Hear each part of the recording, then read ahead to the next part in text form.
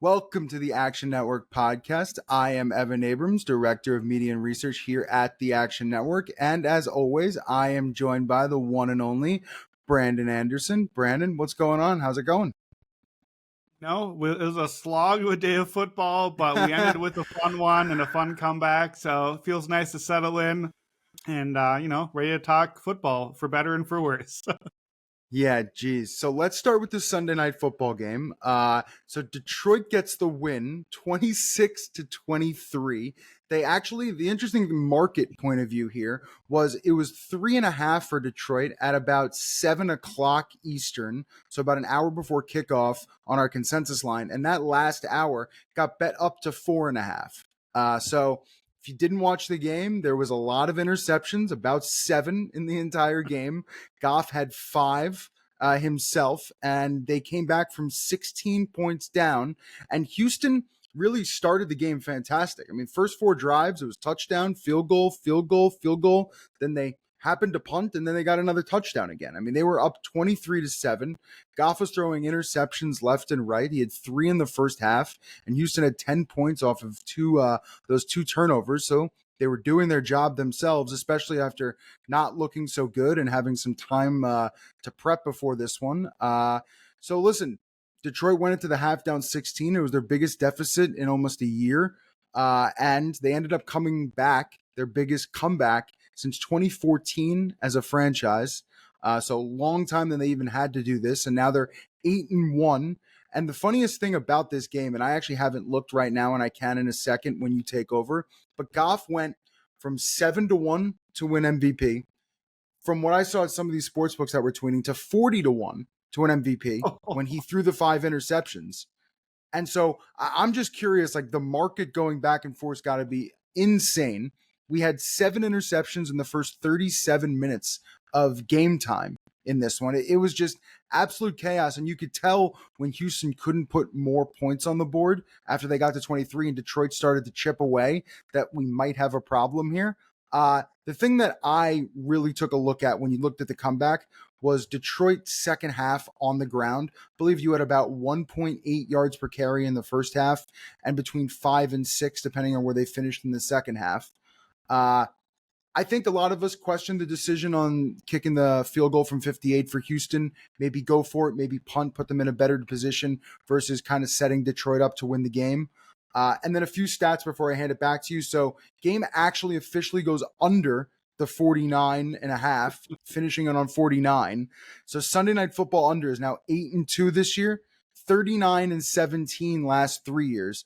And the theory going around, that is the time that Al Michaels stepped away from Sunday Night Football. You've been 39-17 to the under. So pretty crazy there. And I think the underlying storyline for Houston, they are now 1-9 against the second half spread this year.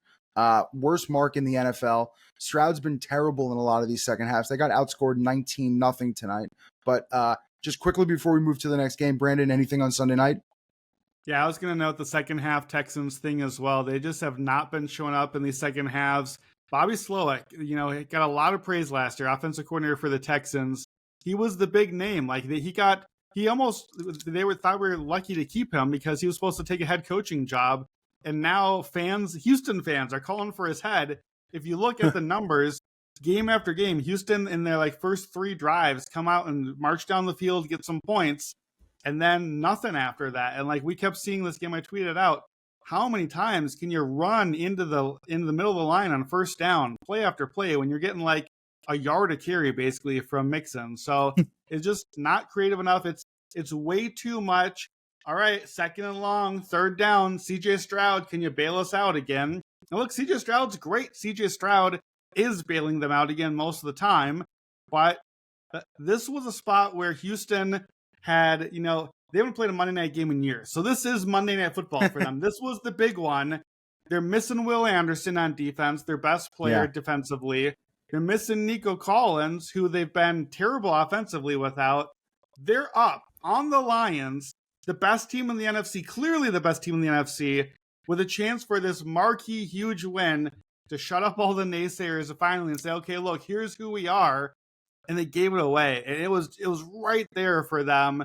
You basically clinched the division. You're set up to possibly be the 2 seed in the AFC, and you just give one away here. And it's a tough spot in a game where, man, that first half, just both sides of the ball, just watching the line, they were flying off the ball. They were looking so good, and it just kind of fell apart late.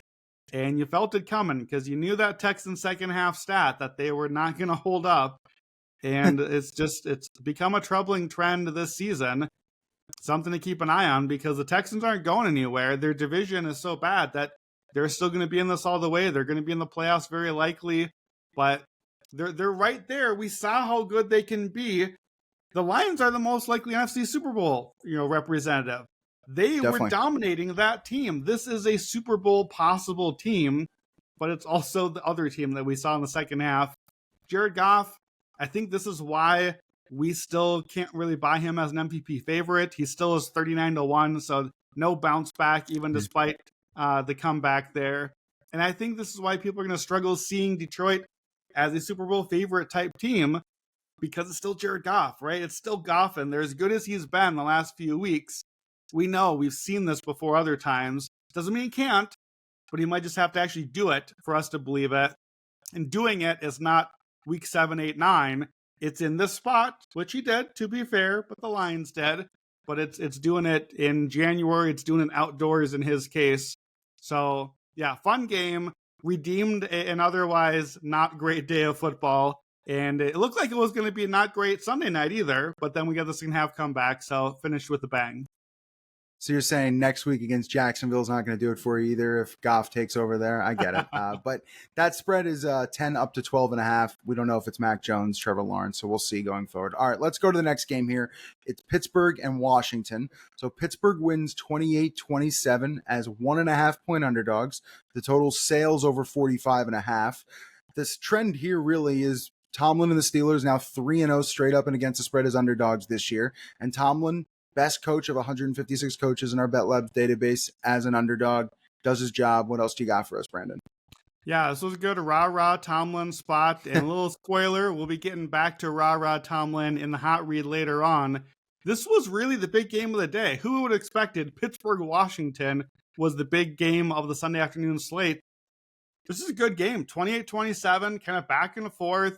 It ended like half an hour later than the entire early slate. I'm not too sure how. Kind of felt like, the late slate, they start the one good game later on so that you kind of get to watch at the end. I don't know how we did that, but we kind of did that here. Commanders got all sorts of break. Pittsburgh goes for a fake punt, I think like a hot read fake punt in their own red zone, wide open, and they just drop it. They just didn't complete the pass. So they get a Washington easy touchdown on that. Washington then gives it back later on with a short touchdown off of their punt mistake to the Steelers. Pittsburgh gets to the 1 late, down 6, fumbles at the 1. Seemed like Washington was going to yet again catch these breaks. But Pittsburgh, Russell Wilson, only 14 of 28 in this game. He's been making a living since coming in on these moon balls, right? And it wasn't happening until it was. At the end, Mike Williams, only his 9th snap as a Steeler, just barely even on the field after the trade deadline acquisition. He gets the touchdown at the end. The numbers weren't great for Wilson today, but he got the one YOLO ball late, got over the line. To me, not really huge takeaways from the game. I think these teams were relatively even. I think they played pretty even football. More interesting to me is how do we think about these teams going forward? And I actually think this might give us a chance to buy low, sell high a little bit here. Washington falls to 7-3. They play again in 4 days. They play Thursday night in Philadelphia, 7-2 Eagles. That's a big, big spot for them, obviously. I've been looking to fade Washington back half of the season because they had a really tough schedule. However, that really tough schedule now includes 2 Cowboys games that are not looking so really tough anymore. A Saints game that's not looking like what it was supposed to be early in the season, and these 2 Eagles games. If they can go to Philadelphia and win this game, they are looking really good, not just in the division, but even for like the 2 seed in the NFC. Atlanta loses today. The NFC West is still kind of up for grabs.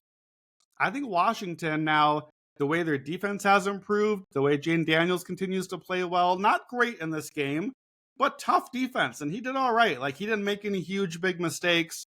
I like the over 10.5. That was supposed to be for today.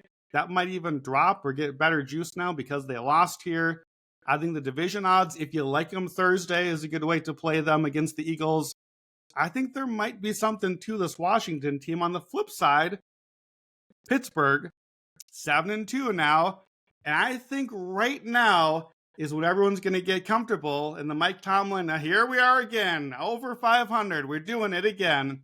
Pittsburgh's remaining schedule, all 6 division games still. And the other 2 are the Chiefs and the Eagles. It is a brutal schedule coming up. They were heading into the day plus 340 to miss the playoffs. So I think we're probably going to get like a plus 500 now. Now, I don't know if you miss the playoffs in the AFC. Like Cincinnati lost, the Jets lost, the Colts lost, the Broncos lost. Somebody has to make the playoffs. I don't know necessarily how you fade Pittsburgh. And again, I will be directly not fading Pittsburgh next week when we get back to the hot read. But I don't necessarily know that the 500 streak for Tomlin is on lock just yet. And I don't know. I think Pittsburgh is fine, but I don't think that they're 7-2 fine.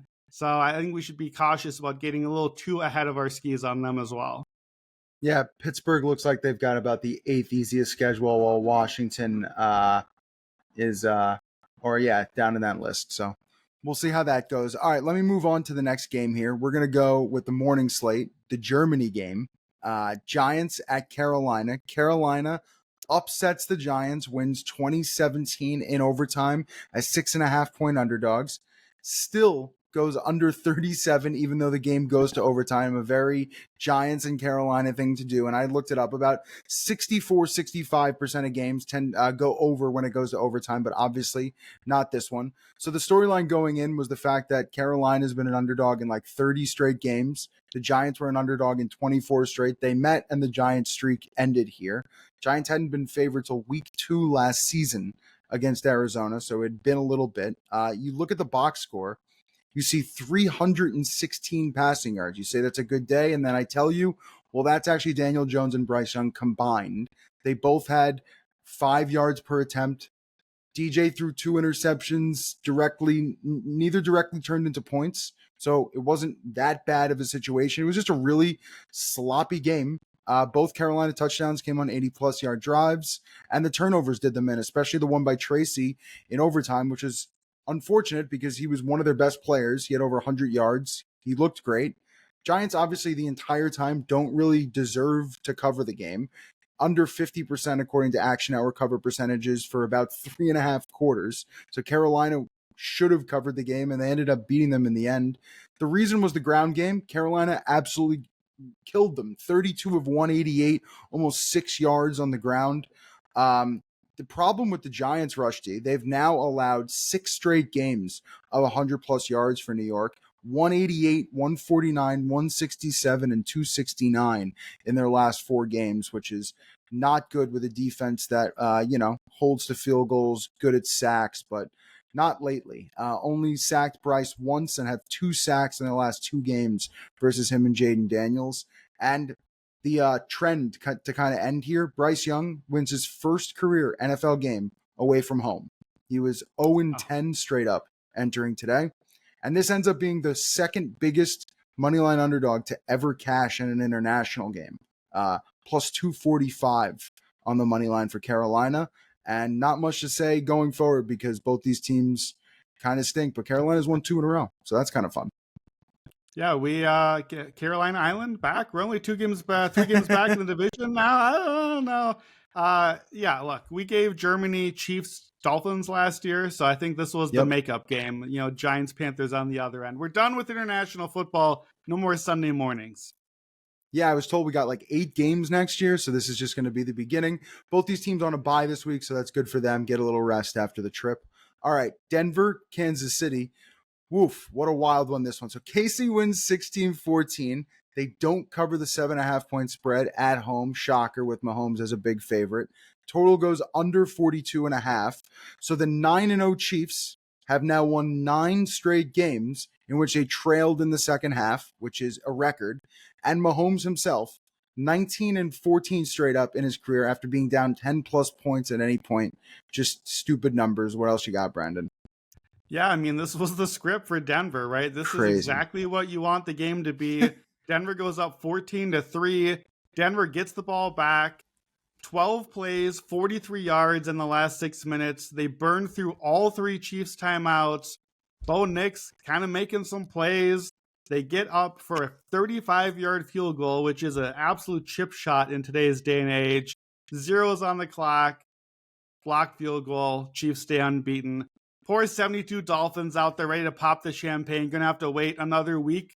Maybe just one, though, because the Chiefs play in Buffalo next Sunday afternoon. Certainly the biggest chance that they have to lose a game at this point. They're underdogs in that one, as I think that they should be.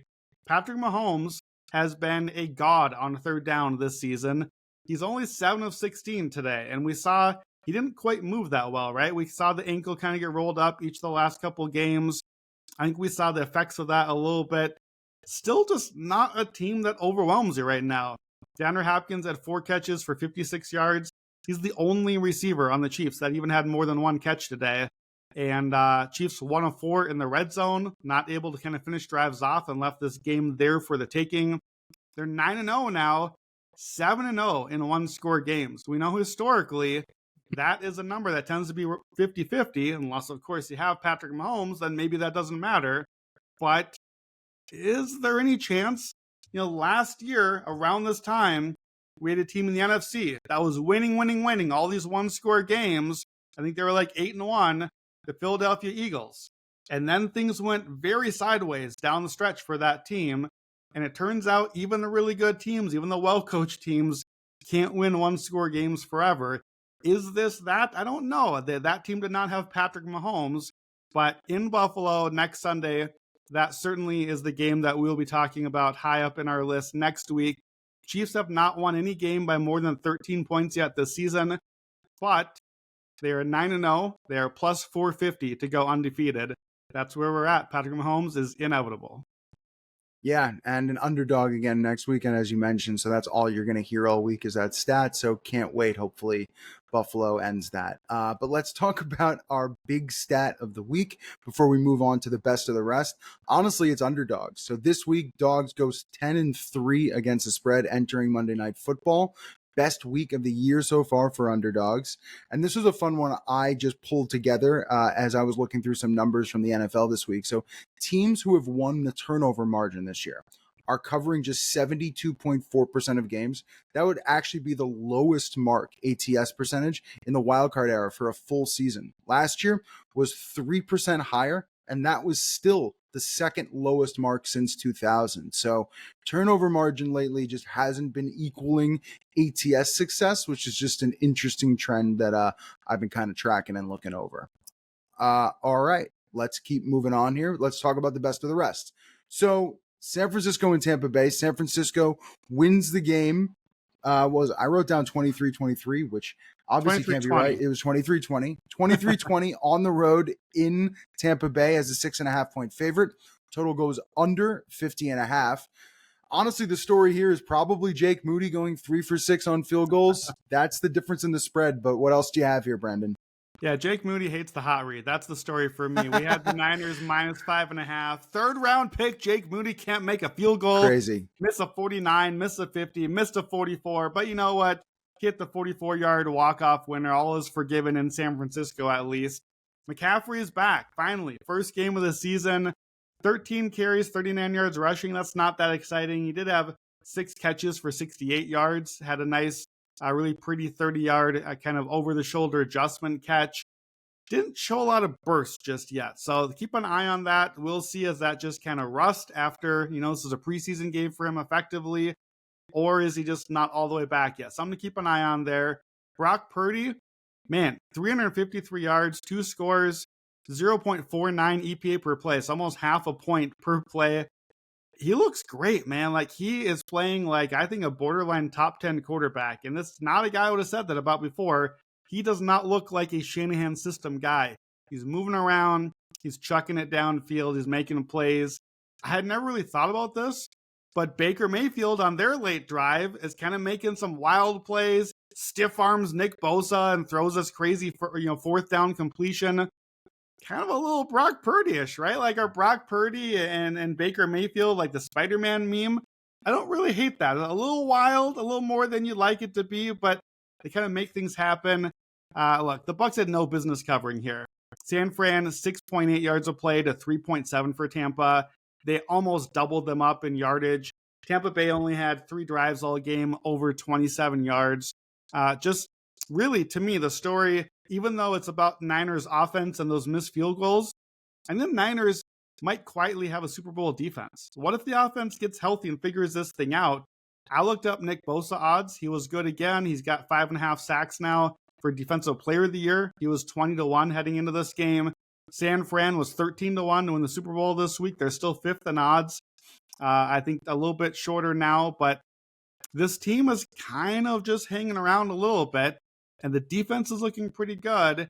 And look, Ayuk's not coming back. He's out for the year, but Juwan Jennings looks good. The rookie Ricky Pearsall that literally took a bullet in preseason catches his first touchdown today. George Kittle had a late touchdown, pretty catch. It's a lot of weapons, a lot of good stuff there. Niners, I think, are still in this thing. Yeah, next week's important too. At home against Seattle, division's really tight. Got to take care of business. And kind of like under the radar, Brock Purdy might have had one of the best days today with 2 touchdowns, no interceptions, 350 plus yards. He looked good against that Tampa defense. All right, let's keep going here. Philly at Dallas. This had to go somewhere in the rundown. Philly wins 34-6 as a 7-point road favorite in Dallas. Total goes under 45. Just another blowout from the afternoon slate, which, you could have literally taken a nap, which I would have advised many of you did. I think overall, this was the worst points per game differential at home since the merger for any team. Dallas is minus 23.5 through 4 home games. It's even higher than the 2008 Lions, which was at 22.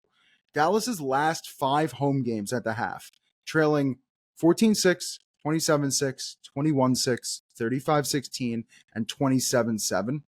It is just bad after bad after bad. I do have to say this. Since we were talking about Cooper Rush earlier in the week, he had been good in his previous 6 starts. He was 5-1 against the spread. Dallas was scoring, over 17 and 20 points in a lot of those games.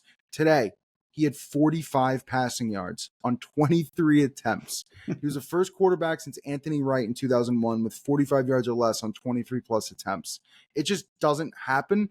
And those are one of the worst numbers I've seen. I think the simple formula here, 2.6 yards per play for Dallas, 5.4 for Philly. They were just playing a completely different game. Dallas had 5 turnovers. And then from Philly's point of view, Hurts played fantastic again. I mean, he has 16 total touchdowns and 1 pick in his last 5 games. Philly's 5-0 in those games. And then I think the important part, which you've seen this year if you've watched Philly play, the Eagles have played 9 games.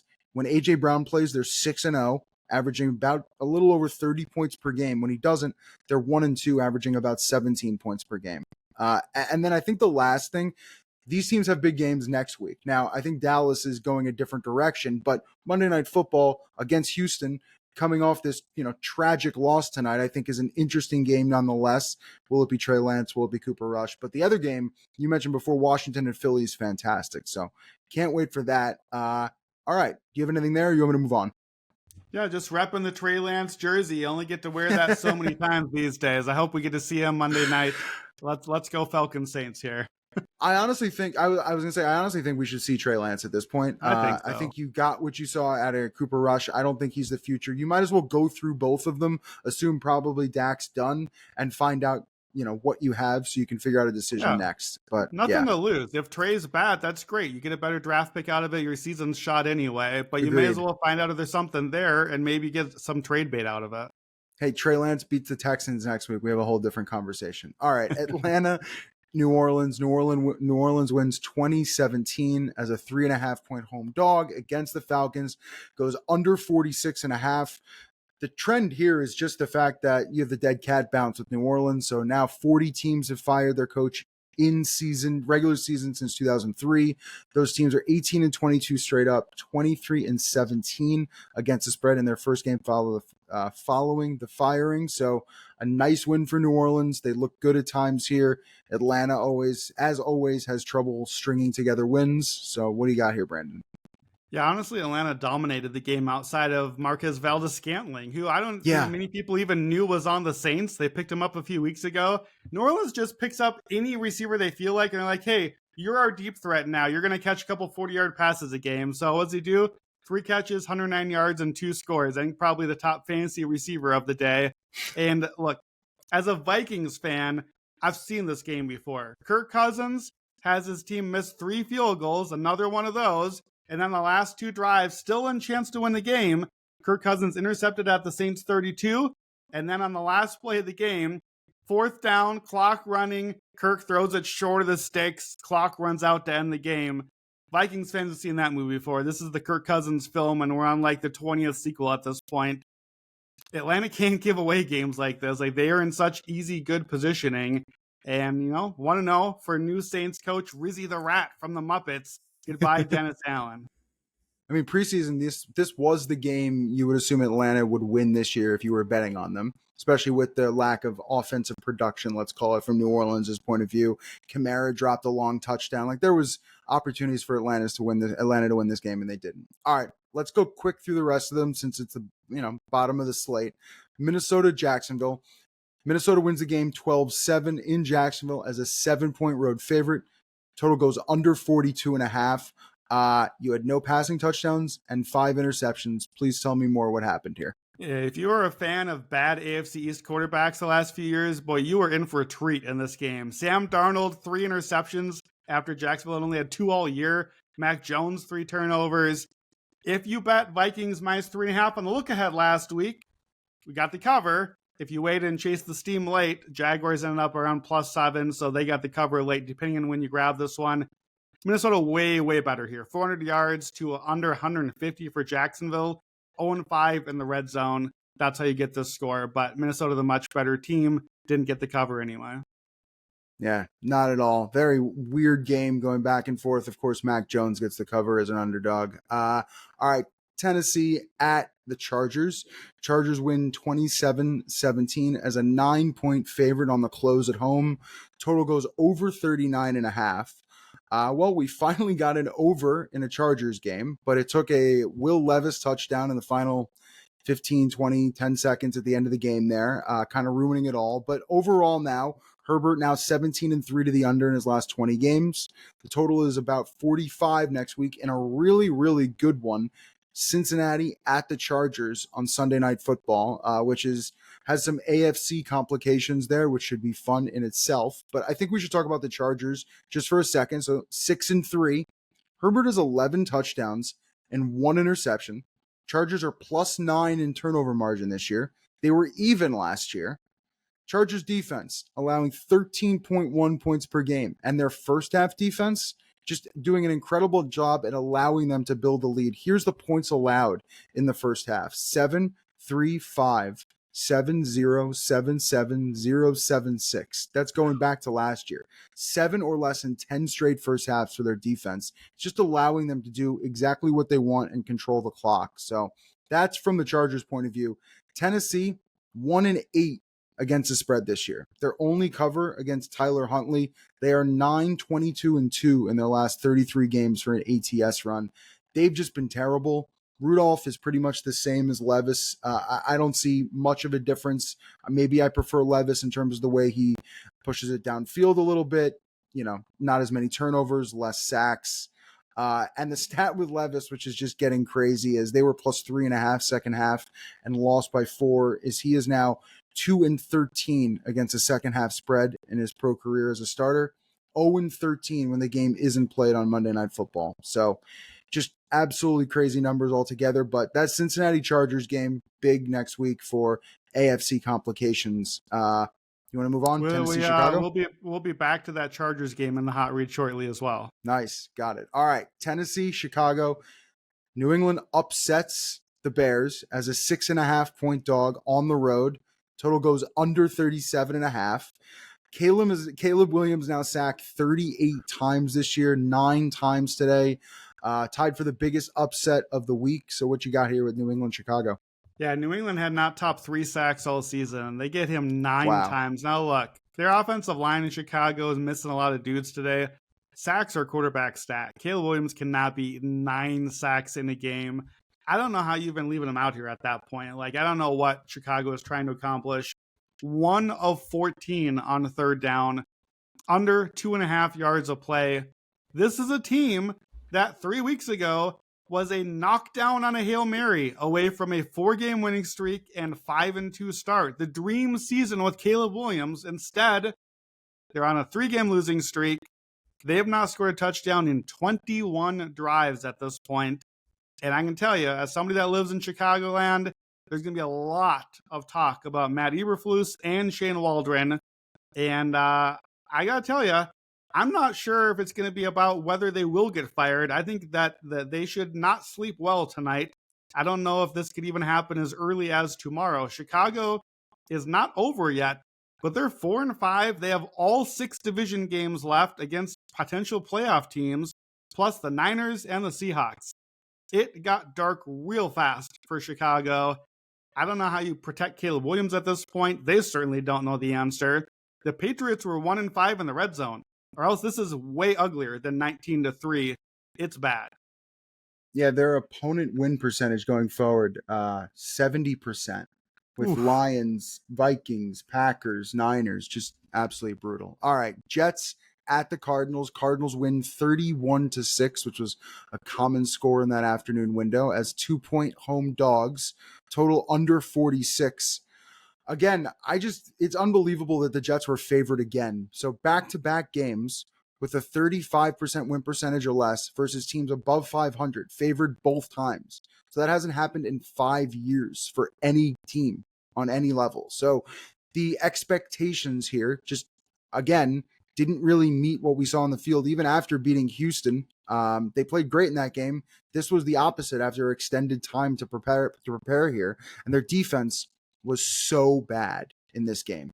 Arizona had 7 total drives in this game.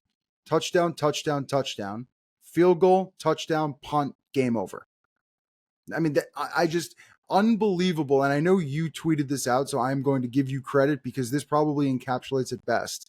But a series is a new set of downs. The Cardinals were successful on 28 of 29 series today against the Jets. I mean, it just, truthfully, they didn't stop anyone at any point. And I think it's worth talking about how bad Rodgers has been. So since week 4, the Jets are 1-6 straight up and against the spread.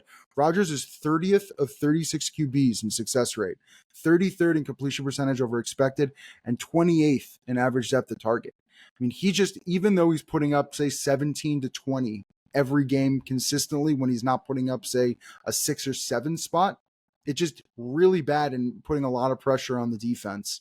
Arizona, as we talked about before, first in the NFC West at 6-4, but their losses to Buffalo, Detroit, Washington, and Green Bay. And Buffalo was by 6, Detroit was by 7. Cardinals haven't allowed a touchdown at home in 3 straight games. They look really dangerous, and as long as Connor and Harrison are helping out Kyler and he's not turning over the ball, it's a pretty dangerous team overall.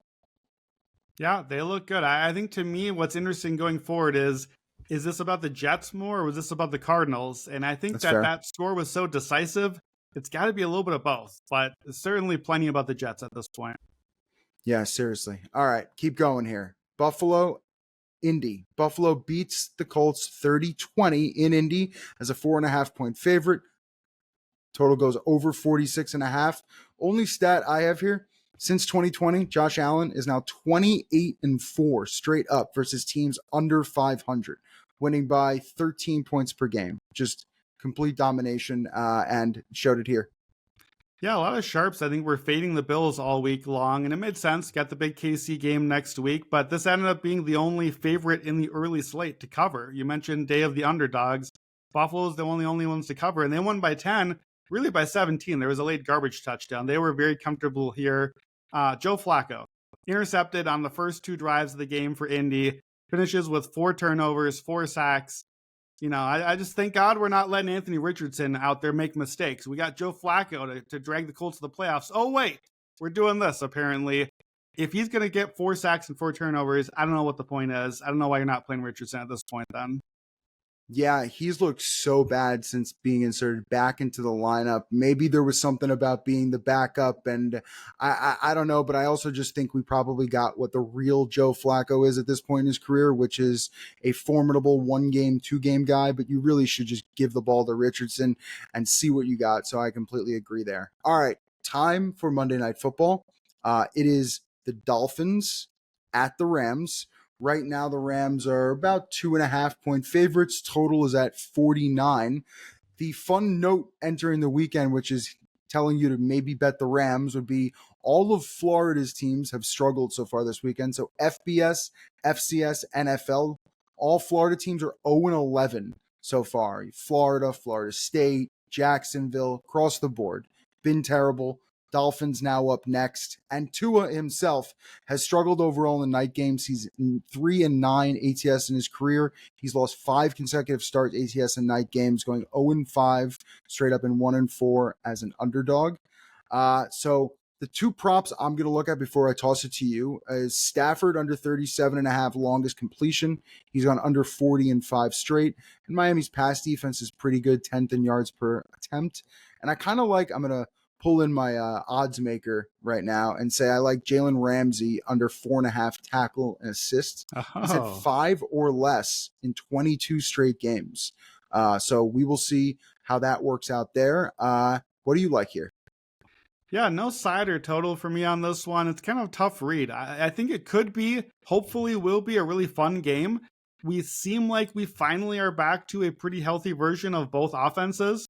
The Rams are getting a couple offensive linemen back. They're getting healthy throughout the receivers there. The Dolphins finally have Tua back. They're getting a little healthier. We might get some fireworks. It's a pretty high total, but I was kind of looking at the over anyway. Instead, I'm going to just go with a prop here, and it is not a surprising prop. It's one we keep talking about. Just give me Devin Achane. Give me the receiving overs with Tua. That's what we've been doing. We had the big escalator a week ago. Here's his games with Tua so far this season. 7 catches for 76 yards, 7 for 69, 6 for 50, and 8 for 58.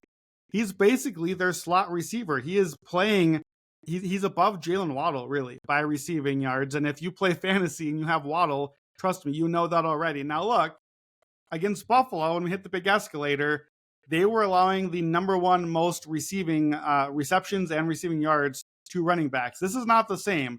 The Rams have only allowed 30 catches to running backs, 277 yards, so kind of the opposite. They've been much worse against deep receivers, but the Rams have surprised me a little bit. I was dumping on them all early season. Their defense has been a little bit unexpected, especially their defensive line. Miami's offensive line has been not great. So I think we get a lot of pressure. We get some easy dump offs. That feels like Achane plays. Just get the ball out to our speedy running back, let him do some stuff. So I'm going to give you some escalator options here. You can keep an eye on the app if you want to tail any of these. My favorite is just the receiving yards, because even if we don't get enough catches, he can just bust like a 30-yarder and get us over the yards anyway. So I have in my notes over 41.5. I think it may have moved up a yard or two since I added that a couple days ago. But just the basic receiving yards over. If it's moving, and check your book, 50-plus yards, around plus 134 is a good line. The receptions escalator, they killed that one off a little bit. The line went from 3.5 a week ago to 5.5 now, but I don't mind 7+ receptions at plus 175. And then if you want to kind of combine some stuff, in those Tua games, he's had at least 6 catches, at least 50 yards receiving, and he's found the end zone all 3 games. So if you put that together, we love our same game parlays. 6 catches, 50 yards, and an anytime touchdown is about 3-1. He's 4 for 4 with Tua out there. So I think that's a good way to play this one. Have a little fun. I definitely want overs in this game because I think there's going to be some fireworks here. You're smart betting on the unders. Unders are the way to bet, but I have more fun betting overs. So here we are with Achane. Let's have a little fun with that. I like that one. The other one I was looking at, depending, I know we're assuming Tyreek Hill is going to play here, but I was looking at Waddle under 19.5 longest reception. He's actually 21 or under in 7 straight. So I think a lot depends on, the health on the other side and how many looks he gets. But I like that. All right, let's keep rolling here. We've got the hot read. You've been teasing it on all show in different parts. So you've got 2 picks. Where are you going? Yeah, let's start with one of the games we just talked recently about, Sunday Night Football. Give me the Bengals, plus 2.5 in Los Angeles to face the Chargers. So, look, we played the Bengals hot read last week. We got that win against the Ravens Thursday night. Couldn't quite get the money line win, but got the cover, obviously, there. The Chargers, I thought, were relatively even stats against the Titans. They did not necessarily super impress me with that game today, despite the final score. The Bengals were much more impressive. They looked a lot better against the Ravens with their game. Cincinnati's defense still not great. I don't really know that the Chargers offense is a team that's built to punish them. The Bengals are going to score points. So the Bengals are a good offense. And I think actually, we hear a lot about the Chargers defense. This defense has only faced 2 opponents so far this season that entered this weekend top 19 in offense by DVOA. That was the Chiefs and the Cardinals. And they lost both of those games at home, the Chargers did. They've not faced a top 10 passing offense yet. The Bengals are top 5 passing offense and probably get T. Higgins back and are playing an extra rest because they had that Thursday night game. So I love the spot for Cincinnati. They're 4-6, facing a 6-3 wild card opponent, basically. This is a huge chance for them to flip a game and flip the tiebreak over a team that they might be competing with for a playoff spot. Chargers up next. They're 6-3. They got Bengals, Ravens, Falcons, Chiefs. They look good right now, but that is a really easy path to 6-7. Has to start with the Bengals win here. Zach Taylor, 60% ATS against opponents better than 500. Joe Burrow, after week 5, facing a non-division opponent, 75% ATS. And then the one we love, Joe Burrow's an underdog. 2.5 point underdog or more. Burrow is 19-5 ATS, including the postseason for his career, 79%. He's won 10 of the last 16 outright. Now I'll tell you this, I'm going to take just the Bengals plus 2.5. I don't need to lose part of my bet in the money line this week. The Bengals have lost twice by a point, and they've lost in overtime by 3. I'm just going to take the plus 2.5 just in case we get another one of those close losses. Taylor's shown he's going to be willing to go for that 2-point conversion or get the win if they need to. I wouldn't be surprised here. So just give me the Bengals plus 2.5. Should be a good Sunday night game next week. Yeah, I like the rest. I was going to talk about T. Higgins, which you brought up as well. One question, though. Do you think you should, at the moment I see 2.5.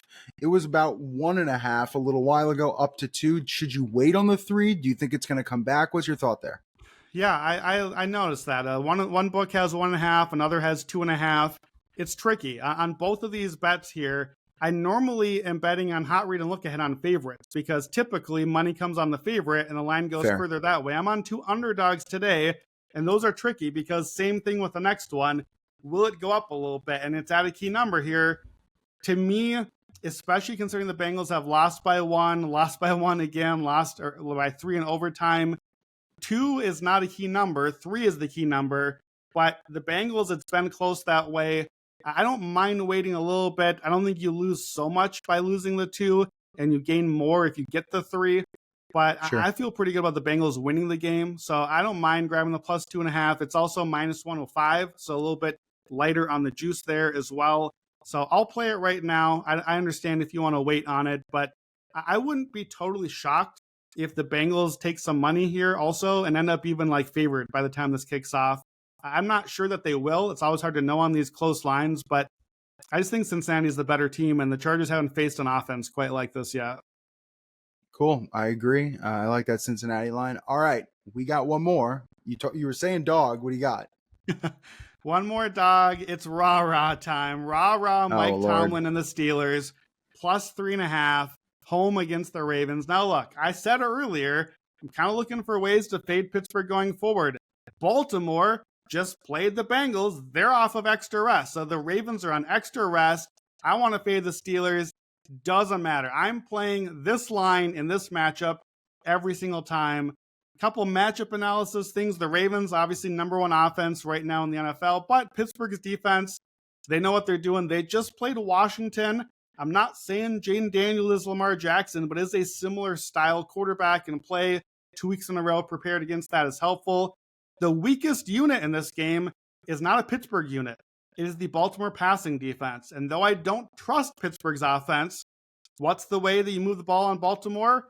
Long, explosive plays. The one thing that I do trust Pittsburgh to do, I think Russ can hit some of those moon balls, hit some explosives. Here's a couple crazy stats for you.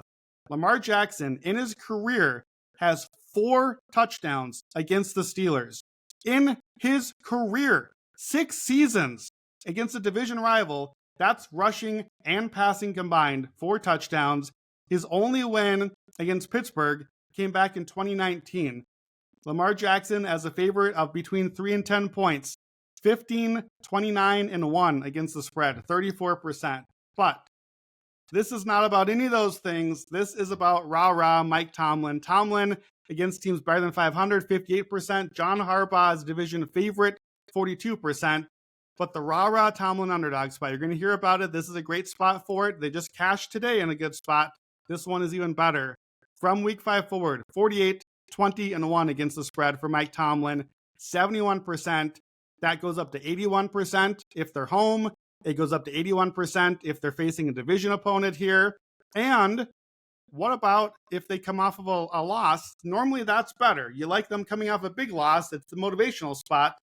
But if they cover in a rah-rah spot and then are anything worse than 3-point favorites the next week, they're 27-2 against the spread, 74%. So just all around, all the numbers line up. And then a stat I promise you're going to hear a lot of places this week. You always take the underdog in Tomlin versus Harbaugh. 23, 6, and 3 ATS, 79% on not a small sample. We got a lot of Tomlin Harbaugh games. That includes when there is a underdog of 3 or more points, 18, 2, and 3 against the spread for the underdog. 90% cover rate. So I don't know why the Steelers are going to cover here. I don't think these teams are even at all. It doesn't have to make sense. You just take the points and Ravens Steelers. Steelers plus 3.5 again, similar to the last one. Do you wait? Do you see if you can get to the 4? I would guess money comes in on the Ravens here, but I don't want to lose and get down to the 3. The line has been so important here, that 3-point underdog stat. And again, plus 3.5, there's a plus 100 juice out there as well. So I'm just going to play it right now. Steelers plus 3.5. Close my eyes and just let the trends do the work for me. Yeah, the 3.5 is the right number. So I agree with that. I mean, even coming down to 3 at some spots. So grab the 3.5 while you can. These matchups are always close. The Steelers voodoo will come out like it always does. All right, we've got a pair of AFC North underdogs for our hot read. That is fun and good. Thank you very much for everyone for listening. This has been the Action Network Recap Podcast. I am Evan Abrams, Director of Research and Media here at the Action Network. That was Brandon Anderson. We will be back next week, same time, same place, same network. Thanks for tuning in and enjoy your weekend.